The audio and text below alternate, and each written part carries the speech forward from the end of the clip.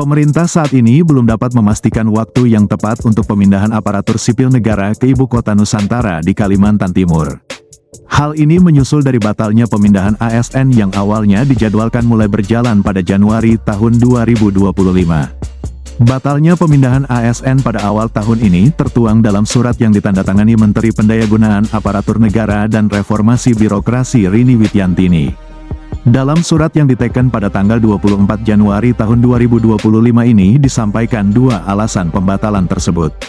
Pertama, penataan organisasi dan tata kerja sebagian kementerian, lembaga kabinet merah putih masih dalam tahap konsolidasi internal pada masing-masing kementerian, lembaga.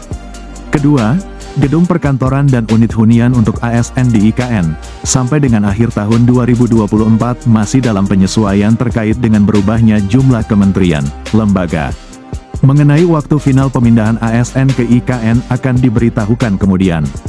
Ekonom dan pakar kebijakan publik UPNVJ, Ahmad Nur Hidayat, menyampaikan, sejak 2022 hingga 2024, pemerintah telah menghabiskan Rp75,8 triliun dari APBN untuk tahap pertama pembangunan IKN. Kemudian, pada tahun ini Presiden Prabowo Subianto mengalokasikan anggaran sebesar Rp48,8 triliun untuk tahap kedua pembangunan IKN pada periode tahun 2025 sampai tahun 2029. Ia menyebut, sejak awal proyek IKN menuai pro dan kontra.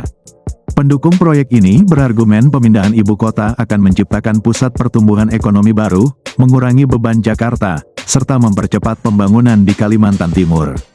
Namun, Ahmad menyampaikan, berbagai studi menunjukkan bahwa dampak ekonomi dari proyek IKN tidak sebesar yang diharapkan. Menurut laporan analisis keuangan termasuk Kemenkeu, investasi awal sebesar Rp75,8 triliun belum menghasilkan efek pengganda yang signifikan terhadap ekonomi nasional.